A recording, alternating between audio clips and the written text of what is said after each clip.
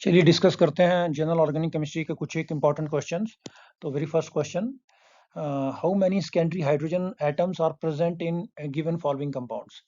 तो इसमें आपको सेकेंडरी हाइड्रोजन आपको कैलकुलेट करना है। सेकेंडरी हाइड्रोजन कहाँ होते हैं? जहाँ पे सेकेंडरी कार्बन होता है। Secondary carbon is that carbon which attach with two other carbon atom. तो ये देखिए सारे सेकेंडरी है, ये भी सेकेंडरी कार्बन है, ये भी सेकेंडरी है, ये भी सेकेंडरी है, ये भी सेकेंडरी है। और ये कौन सा कार्बन है? टर्सरी है। और बीच वाला कौन सा? क्योंकि यहाँ देखिए कार्बन कितने लगे हैं, इसके एक दो और तीन कार्बन से जुड़ा हुआ है। और ये भी आपका सेकेंडरी आएगा, ये भी सेकेंडरी, ये भी सेकेंडरी और ये भी सेकेंडरी। अब सेकेंडरी हाइड्रोजन हम जानते हैं यहाँ पे एक हाइड्रोजन होगा, एक यहाँ दो, यहाँ पे तीन, ये चार, ठीक है। और यहाँ पाँच, यहाँ पे छः और यहाँ पे सात। यहाँ पे एच की जगह क्या लग गया आपका? Cl। तो कुल मिला के कितने आपके हाइड्रोजन आए? 7 हाइड्रोजन होंगे इसमें। तो सेकेंडरी हाइड्रोजन वो होते हैं जो सेकेंडरी कार्बन के साथ लगे होंगे, ठीक है। तो मूव करते हैं नेक्स्ट क्वेश्चन में। Identify which functional group is not present in a given following compounds. कुछ एक कंपाउंड ऐसे, सॉरी नीचे कंपाउंड दे रखा है आपको, और आपको देखना है कि इसमें से कौन सा फंक्शनल ग्रुप इसमें नहीं है। तो ये तो केटोन ग्रुप होता है, सी डबल बॉन्ड ओ, तो केटोन है, यस केटोन है। और ये वाला कौन सा ग्रुप होता है? एमाइड होता है, C double bond O O H, sorry N H. ये कौन सा होता है? एमाइड ग्रुप है आपका, ठीक है। ये एमाइड ग्रुप रहेगा आपका। और उसके बाद नेक्स्ट वन, यहाँ पे ये वाला कौन सा ग्रुप है? एस्टर है। तो एस्टर भी है, हम जानते हैं एस्टर क्या होता है, कार्बोनाइल के साथ इस तरह ये एस्टर ग्रुप आ जाता है आपका, ठीक है। तो एस्टर भी है इसमें। तो केटोन भी है, एस्टर भी है, एमाइड भी है, कौन सा नहीं है इसमें? Ether group. इथर ग्रुप हम जानते हैं इस तरह रहता है आपका बीच में, ठीक है। ये आपका इथरल ऑक्सीजन से जुड़ा होता है। यहाँ भी आपका अल्काइल ग्रुप लगा होगा, या अल्काइल एराइल ग्रुप लगे होते हैं, और बीच में आपका ओ रहता है। तो इसका सही आंसर क्या रहेगा आपका? Your answer will be that D. D इसका आंसर रहेगा। मूव करते हैं नेक्स्ट स्लाइड पे। ये क्वेश्चन नंबर आपके सामने है। Rank the hydrogen HbHc present in following molecule in decreasing order of their acidic strength. इसमें आपको जो हाइड्रोजन लगे हुए हैं इस कंपाउंड में, गिवन कंपाउंड में, यहाँ पे लिखा और मेंशन किया HA है, ये HB और HC, इनमें से कौन ज्यादा एसिडिक हाइड्रोजन होगा? तो एसिडिक हाइड्रोजन हम जानते हैं जो इजिली आपको, जहाँ से आपको H प्लस मिल जाता है। तो ये देखिए ये सबसे ज्यादा एसिडिक होगा, क्यों? क्योंकि जहाँ जिस कार्बन में लगा हुआ ना, वहाँ पे दो क्या लगे हुए बेटा? वहाँ पे दो केटोन ग्रुप के साथ लगे हुए हैं। केटोन मतलब ऑक्सीजन के साथ वो कनेक्टेड है, तो ये ज़्यादा इलेक्ट्रोनेगेटिव होगा। तो ये ज़्यादा इजीली यहाँ से बहुत इजीली निकल आएगा, क्योंकि यहाँ पे देखिए ये ग्रुप लगा हुआ है इसके बीच में। तो ये ज़्यादा इलेक्ट्रोनेगेटिव हो जाएगा, ठीक है। इसमें कार्बन जो होगा ये sp2 हाइब्रिडाइज है, यहाँ भी sp2 हाइब्रिडाइज है। तो इट मीन्स ये दो sp2 हाइब्रिडाइज कार्बन के साथ जुड़ा हुआ है, तो इजिली यहाँ से निकल आएगा इससे। तो पहले तो आया HC ज़्यादा एसिडिक होगा। उसके बाद इसके साथ ये Hb होगा। देखो Hb डायरेक्ट इस वाले sp2 हाइब्रिडाइजेशन के कार्बन के साथ लगा हुआ है। जहाँ पे क्या लगा आपका? C डबल बॉन्ड O लगा हुआ है। तो सेकंड आ जाएगा आपका Hb। और लास्ट वर्ड यही होगा जो मिथाइल ग्रुप में लगा हुआ है, वो क्या होगा आपका? Hc। तो Ha। तो आपका सही ऑर्डर क्या रहेगा? CBA। डी इसका आंसर रहेगा, CBA, ठीक है। इस तरीके से इसको क्रैक कर सकते हैं। आगे चलिए। द क्वेश्चन आपका, the correct relationship between the bond length A and B. तो ए और बी जो बॉन्ड लेंथ है वो किसमें कौन ज्यादा होगी, कौन कम होगी? तो जहाँ सिंगल बॉन्ड करेक्टर रहेगा वो ज्यादा होगी, और जहाँ डबल बॉन्ड करेक्टर आ जाएगा वो क्या हो जाएगी? कम हो जाएगी। हम जानते हैं ऑक्सीजन के पर यहाँ पे क्या है? Lone pair. तो ये लोन पेयर क्या कर सकते हैं? रिजोनेंस कर सकते हैं। रिजोनेंस करेंगे तो यहाँ पे कौन सा करेक्टर आ जाएगा? डबल बॉन्ड करेक्टर आ जाएगा। और जब भी डबल बॉन्ड करेक्टर आता है तो बॉन्ड लेंथ आपकी क्या हो जाती है? कम हो जाती है। और यहाँ पे तो कोई रिजोनेंस नहीं हो पाएगा इस वाली साइड में। तो इसका मतलब बी क्या होगी? ये ग्रेटर होगी, और ए क्या होगी? स्मॉलर। तो बी इज ग्रेटर देन ए। तो यहाँ पे है बी इज ग्रेटर देन ए, ये है बी इज ग्रेटर देन ए। इसका मतलब यहाँ पे जो कार्बोनाइल ग्रुप के साथ जो ओ लगा हुआ है वहाँ पे रिजोनेंस की वजह से डबल बॉन्ड करेक्टर आने से ये बॉन्ड थोड़ा शॉर्टर हो जाएगा, ठीक है। आगे मूव करते हैं। तो number of sp2 sigma bond, यहाँ पे आपको sp2 सिग्मा बॉन्ड देखने हैं। तो यहाँ पे इसको आप देख सकते हैं। ये पहले तो आपको देखना पड़ेगा कहाँ कहाँ आपके sp2 हाइब्रिडाइज कार्बन है। ये आपका sp2 है। हम जानते हैं यहाँ पे जहाँ भी डबल बॉन्ड करेक्टर आता है वहाँ पे यहाँ भी sp2 होगा। ये भी sp2 कार्बन है, ये भी sp2 कार्बन है। और ये वाला sp3 होगा, ये वाला कार्बन sp3, ये sp2। तो देखिए एक बॉन्ड तो ये हो गया, दूसरा बॉन्ड ये हो गया, तीसरा बॉन्ड ये हो गया, और चौथा ये। चार आएंगे इसमें, कितने आएंगे? चार। तो अगर आप देखेंगे तो यहाँ पे आपके पास चार ऐसे सिग्मा बॉन्ड हैं जो कौन से हाइब्रिडाइजेशन बने हुए हैं, sp2 हाइब्रिडाइजेशन। sp2 हाइब्रिडाइजेशन आप बहुत सिंपली कैलकुलेट कर सकते हैं। जितने सिग्मा बॉन्ड होते हैं उस हिसाब से आपकी हाइब्रिडाइजेशन आती है। अगर 4 सिग्मा बॉन्ड हो तो sp3 होती है, अगर 3 सिग्मा बॉन्ड हो तो sp2, अगर आपके पास 2 सिग्मा बॉन्ड हो तो क्या होगी, sp। और कार्बन की मैक्सिमम हाइब्रिडाइजेशन क्या होती है, सिर्फ sp3 होती है, ठीक है। और सबसे कम से कौन सी होती है, sp। तो यहाँ पे बहुत इजी सा क्वेश्चन है, इसको हम क्रैक कर सकते हैं। मूव करते हैं आगे नेक्स्ट स्लाइड पे। ये क्वेश्चन हमने कर लिया। नेक्स्ट क्वेश्चन यहाँ देखते हैं, ये हमने कर लिया। ये वाला क्वेश्चन डिस्कस करते हैं। Total number of lone pair, total number of lone pair यहाँ पे कितने इस मॉलिक्यूल में। तो इस मॉलिक्यूल में देखो, ये ऑक्सीजन के पास तो यहाँ पे 2 होंगे। देखो बैलेंस ही ऑक्सीजन की पूरी होगी, 2 2 4, तो ये 2 6 और 2 बॉन्ड पेयर बनाए और 2 क्या इसमें लोन पेयर।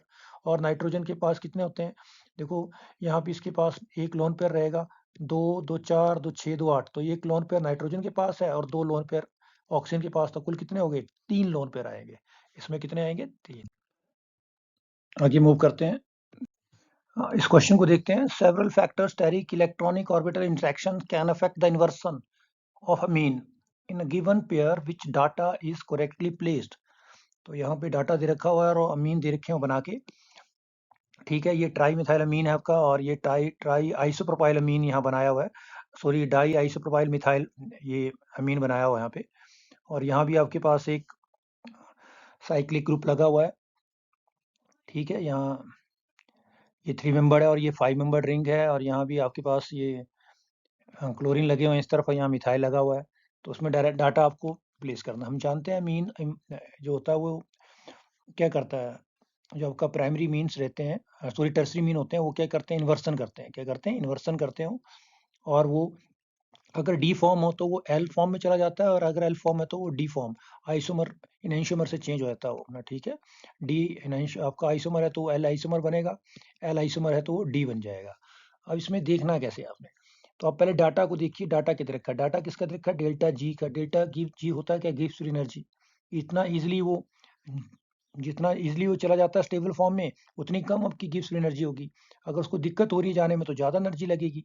तो यहाँ इसको दिक्कत है और इसको दिक्कत नहीं है। चलो चेक करते हैं क्यों नहीं है।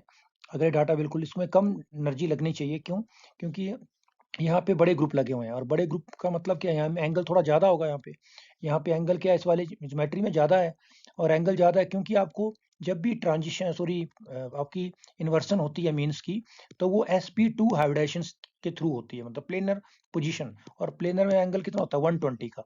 जितना जल्दी आपका 120 एंगल में पहुंचेगा कोई मॉलिक्यूल मीन्स का, उतना जल्दी स्टेबल, उतना कम एनर्जी लेगा उतना जल्दी, क्योंकि आपका स्टेबल फॉर्म जिसकी ज़्यादा होगी, ठीक है। तो यहाँ पे देखिए एंगल, ये मिथाइल वाला ग्रुप लगे हुए हैं यहाँ पे, तो यहाँ पे थोड़ा बॉन्ड एंगल कम है।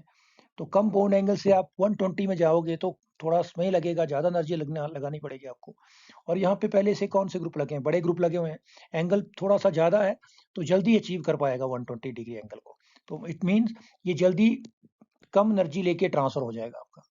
इस तरीके से इसको देख सकते हैं हम, ठीक है। तो आपका ये बहुत ईजिली इसको क्या कर सकते हैं हम, इसको ईजिली हम क्या कर सकते हैं, यहाँ पे प्लेस कर सकते हैं। क्यों, क्योंकि यहाँ पे बड़े ग्रुप लगे हुए हैं, ये आइसोप्रोपाइल लगे हुए हैं, देखिए ये आइसोप्रोपाइल, ये आइसोप्रोपाइल और एक मिथाइल। इसमें बॉन्ड एंगल ज़्यादा है तो इजिली वो अचीव कर लेगा 120।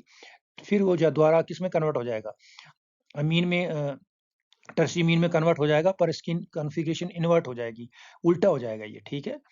तो ये यहाँ भी जब भी इतना याद रखें, जब भी कन्वर्शन होती है आपकी वॉल्डन इन्वर्सन होती है, तो वो sp2 स्टेट से उगती है। sp2 स्टेट बनती है ट्रांजिशन स्टेट, इसके थ्रू होती है ये, ठीक है। फिर बनता है द्वारा sp3 में चला जाता है। तो हम जानते हैं टर्सरी मीन्स का स्ट्रक्चर भी पिरामिडल शेप का होता है, तो ये इजिली करेगा। तो बिल्कुल सही मैच है ये। यहाँ भी देखिए, यहाँ ये ट्रायंगुलर रिंग बना तो उसमें एंगल कितना 60 डिग्री, जबकि ये बड़ा वाला रिंग है तो ये एंगल यहाँ पे थोड़ा ज़्यादा है, 72 डिग्री के करीब करीब एंगल है। तो इजिली अचीव कर जाएगा। तो यहाँ देखो एनर्जी कम होनी चाहिए, यहाँ एनर्जी ज़्यादा होनी चाहिए। ये बिल्कुल डाटा सही है, बी वाला भी। सी वाला डाटा देखते हैं, यहाँ मिथाइल है और यहाँ पे Cl लगा हुआ है, और यहाँ एनर्जी ज़्यादा दे रखी हुई, यहाँ एनर्जी कम। अब यहाँ देखिए Cl is more electron active than nitrogen, तो ये नाइट्रोजन से ज़्यादा इलेक्ट्रॉन डेंसिटी खींचेगा, तो उस नाइट्रोजन के ऊपर क्या आएगा, प्लस चार्ज। तो ये डिस्टेबलाइज कर रहा है इसको, इस वाले मॉलिक्यूल को Cl लगने से डिस्टेबलाइज हो रहा है, डिस्टेबलाइज हो रहा है, तो इसको फिर ज़्यादा एनर्जी चाहिए इन्वर्शन करने के लिए। तो ये भी डाटा बिल्कुल सही है, इसको ज़्यादा 22.9 कैलोरी पर मोल दे रखी हुई है। और यहाँ इस तरीके ऐसा कोई नहीं, क्योंकि मिथाइल ग्रुप में ऐसा नहीं होता है। यहाँ पे नाइट्रोजन ज़्यादा इलेक्ट्रॉन एक्टिव है, देखो सब में नाइट्रोजन ज़्यादा इलेक्ट्रॉन एक्टिव था यहाँ पे।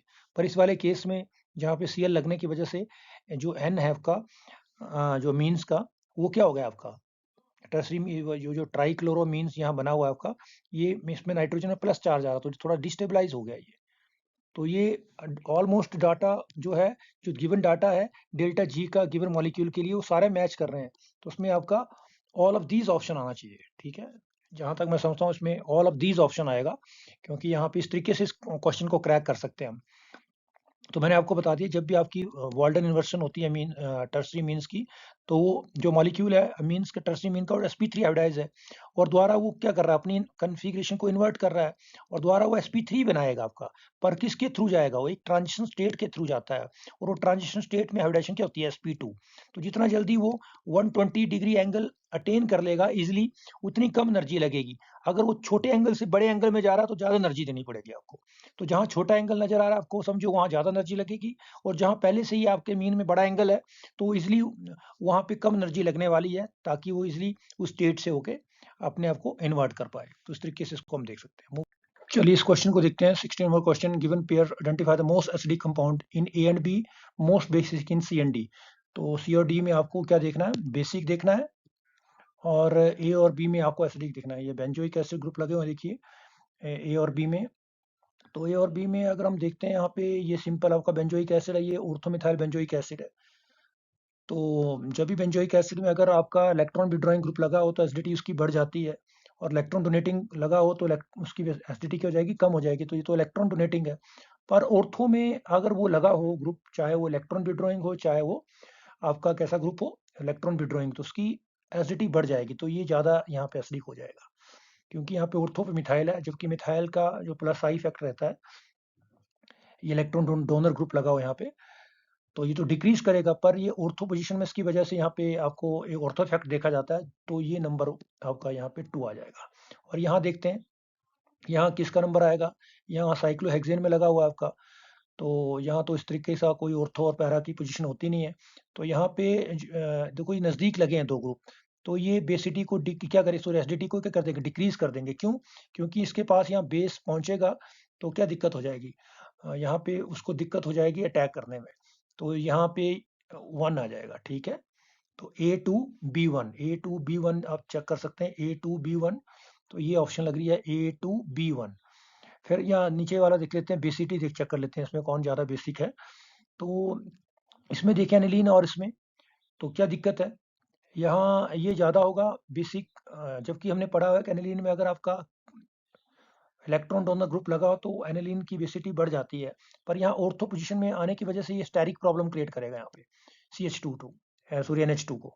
और ये जब भी प्रोटोनेटेड होगा यहाँ पे आपका NH2 ग्रुप, तो डेफिनेटली ये स्टेरिक प्रॉब्लम की को प्रोटोनेशन में क्या करेगा, दिक्कत खड़ी करेगा। तो उसमें ये आ जाएगा 1। तो यहाँ ज़्यादा बेसिक 1 होगा 2 के कंपैरिजन सी में। और डी में अगर देखा जाए, तो डी में आपका ये देखिए, यहाँ पे कोई इस तरीके से नहीं दिक्कत होगी, ये सिर्फ यहाँ प्लस आई इफेक्ट कर रहा है। और रिंग में इलेक्ट्रॉन डेंसिटी, रिंग नहीं कहेंगे इसको, जो भी आपका साइक्लोहेक्सेन का ही बना हुआ है, इसके अंदर क्या करेगा, इलेक्ट्रॉन डेंसिटी इंक्रीज करेगा, और यहाँ भी इलेक्ट्रॉन डेंसिटी बढ़ जाएगी। तो यहाँ बेसिक ही हो जाएगा 2। तो इसका सही आंसर ये आएगा, ए का 2, बी का 1, सी का 1 और डी का 2। तो ये इसका राइट आंसर रहेगा। तो आप इसको देख लें, ऑर्थो इफेक्ट कैसे कैसे ऑपरेट होता है, इस तरीके से इसको हम आंसर कर सकते हैं, ठीक है। चलिए आगे मूव करते हैं। नेक्स्ट 30 नंबर क्वेश्चन यहाँ दिखा, most stable carbocations among the following. इसमें सबसे ज्यादा कौन स्टेबल कार्बोकेटाइन है। तो इसमें हम जानते हैं कि टर्सरी कार्बोकेटाइन ज्यादा स्टेबल होता है, देन सेकेंडरी, देन प्राइमरी। तो यहाँ देखिए कौन सा कार्बोकेटाइन बन रहा है, यहाँ पे कितने कार्बन से जुड़ा है, ये कार्बन 3, ये टर्सरी है। यहाँ कितने से जुड़ा है, ये 2 से, तो सेकेंडरी है। ये वाला क्या होगा, प्राइमरी है। और ये क्या आपका, ये भी क्या होगा आपका, प्राइमरी है। तो इसमें सबसे ज्यादा स्टेबल कौन आएगा, ए, क्योंकि टर्सरी वाला ज्यादा स्टेबल होता है। तो इसमें सिंपल सा आंसर है ये वाला आपका जो होगा, कार्बोटाइन that will be more stable. आगे देखते हैं, range the following increasing order of pK. PK value जिसकी ज़्यादा है, जिसकी पीके वैल्यू ज़्यादा होने का मतलब क्या है, जिसकी के वैल्यू क्या हो, कम हो। ठीक है, तो इस तरीके से आपको अरेंज करना है इसमें। ठीक है, तो आपको लगता है इसमें सबसे ज़्यादा एसिडिक कौन होगा, जिसका के वैल्यू ज़्यादा उसकी पी के वैल्यू क्या होगी, कम होगी। जिसकी के वैल्यू ज़्यादा उसकी पी के वैल्यू क्या होगी, कम, क्योंकि पी के वैल्यू होती क्या है, that is minus log of के वैल्यू। के is a decision constant for acid. तो पहले देखते हैं ये ज़्यादा एसिडिक है यहाँ से जल्दी, क्योंकि जब इसमें H प्लस निकलेगा तो यहाँ बनेगा नेगेटिव और ये ज़्यादा रीजनल स्टेबलाइज होगा। तो नंबर 1 तो इसका आएगा, इसका के वैल्यू ज़्यादा होगी। उसके बाद ये बेंजोइक एसिड आएगा। ठीक है, दूसरा नंबर इसका आएगा। और उसके बाद तीसरा नंबर किसका आएगा, इसका, क्योंकि ये सिंपल एल्कोहल है। एसिड और उसके बीच में अगर कंपैरिजन करें तो एसिडिक ज़्यादा एसिडिक होते हैं, और उसके बाद आपका एल्कोहल आता है। तो नंबर 1, नंबर 2 और नंबर 3, तो किसका पी के वैल्यू ज़्यादा होगा, जिसका के, तो ये आपका सबसे क्या आएगा, दिस वन। इसका के वैल्यू क्या है, कम, तो उसका पी के वैल्यू क्या हो जाएगा, ज़्यादा। तो पी के वैल्यू आपका जेड का ज़्यादा होने वाला है। ठीक है, और सबसे कम किसका होगा, एक्स का। तो क्या आएगा, X less than Y than Z, ये उसका आंसर आने वाला है आपका, X than Y than Z, क्योंकि आपका सबसे कम के डिसिशन कांस्टेंट किसका निकल रहा है, आपका जेड का, तो उसका पी के वैल्यू क्या हो जाएगा, ज़्यादा। और सबसे ज़्यादा के किसका है, आपका एक्स का, तो उसका पी के वैल्यू के सबसे कम होगा, तो एक्स वाई जेड, ये इसका आंसर आने वाला आपका। तो आगे मूव करते हैं। Select the acid with highest के ए। तो आपको question number, select the acid with highest के ए, इसमें और इन टर्म ऑफ अगर पी के देखो तो लोएस्ट के पी के आएगा। तो सबसे ज़्यादा कौन एसिडिक है इसमें, ये भी आपका बेंजोइक एसिड है, ये आपका डाइक्लोरो एसिटिक एसिड आपका, ये कोई भी आपका क्या है, एक एसिड है, और ये भी। तो अगर हमने देखा है जब भी नेगेटिव आई इफेक्ट किसी एसिड में ज़्यादा हो तो डेफिनेटली वो वाला ज़्यादा एसिडिक होगा, तो ये वाला आएगा इसमें बी ऑप्शन। क्योंकि यहाँ पे देखते हैं आप Cl ग्रुप लगे हुए हैं, देखो। ठीक है, Cl ग्रुप लगे हुए हैं, तो फिर ये क्या करेंगे, Cl क्या करेंगे, माइनस आई इफेक्ट शो करेंगे, और जो उसका जो कंजुगेट बेस होगा उसको ज़्यादा स्टेबलाइज करेंगे। तो डेफिनेटली ये वाला आंसर आने वाला आपका। ठीक है, ये आएगा। ठीक है, ये आप इसको देख सकते हैं, क्योंकि यहाँ पे माइनस आई इफेक्ट हो रहा है Cl की वजह से, दैट्स द इशू, और इसी वजह से ये ज़्यादा एसिडिक हो जाएगा। तो उसका सही आंसर आएगा बी। इस क्वेश्चन को देखते हैं। Which of the following acid would have stronger conjugate base. इसमें आपको कुछ एक एसिड दे रखे हैं, उनमें आपको देखना है कि किसका जो कंजुगेट बेस है वो स्ट्रॉन्गर होगा। तो हमने पढ़ा है कि जो वीकर एसिड होगा उसका जो कंजुगेट बेस होगा वो स्ट्रॉन्ग होगा, और जो स्ट्रॉन्गर एसिड होता है उसका कंजुगेट बेस वीक होता है, क्योंकि ज़्यादा स्टेबल होता है। ठीक है, तो चलिए देखते हैं। तो इनमें से हम देखते हैं कौन वीकर एसिड है। अगर हम पहले वाले में देखें तो ये वाला आपका वीकर एसिड होगा, क्योंकि H2S जल्दी H प्लस दे देता है ये, क्योंकि इसका बॉन्ड लेंथ का इशू देखा तो ज़्यादा बड़ा बॉन्ड लेंथ होता है इसका। ठीक है, और इलेक्ट्रॉनेगेटिविटी सल्फर की क्या होती है, थोड़ी कम होती है, तो ये बॉन्ड इजीली ब्रेक हो जाएगा, जल्दी H प्लस दे देगा, तो ये स्ट्रॉन्गर हो गया H2S। और ये बीकर हो गया, तो नंबर 2 ये आ जाएगा। ठीक है, इसमें से नंबर 1 और 2 में कौन आएगा, 2। 2 का कंजुगेट बेस जो बनने वाला, दैट इज मोस्ट स्ट्रॉन्गर। ठीक है, सेकंड देखते हैं इसमें से कौन आएगा 3 और 4 में। 3 और 4 में अगर ये H प्लस देता है, यहाँ देखिए 2 केटोन लगे, इनमें से कौन ज़्यादा बीकर एसिड है, ये स्ट्रॉन्गर है, और ये क्या होगा, बीकर। तो इसका जो कंजुगेट बेस बनने वाला वो स्ट्रॉन्गर बनेगा 4 का। क्यों, क्योंकि यहाँ पे देखिए केटोन ग्रुप 2 लगे हुए हैं, तो केटोन ग्रुप का माइनस आई इफेक्ट होता है, तो माइनस आई इफेक्ट से ये एसिडिक स्ट्रेंथ इसकी ज़्यादा हो जाएगी, और इसकी क्या कम, क्योंकि इसमें 1 लगा हुआ है, तो यहाँ आएगा 4। तो पहले का 2 ए में, और दूसरे से आया आपका 4। यहाँ देखते हैं ये एक आपका एल्काइन है और एक एल्कीन है। हम जानते हैं एल्काइन ज़्यादा एसिडिक होते हैं और एल्कीन कम होते हैं, तो ये कम है, तो इसका यहाँ आएगा ऑप्शन 6। तो सही ऑप्शन है 2 4 6। तो 2 4 6 ये आपका मिल गया ऑप्शन। तो मैंने आपको बता दिया कि जो आपका बीकर एसिड होता है उसका जो कंजुगेट बेस बनेगा वो क्या होगा आपका, that will be stronger. Okay, तो in this way you can crack this question. तो आप समझ गए होंगे कि मैंने किस तरीके से पता किया। आगे मूव कर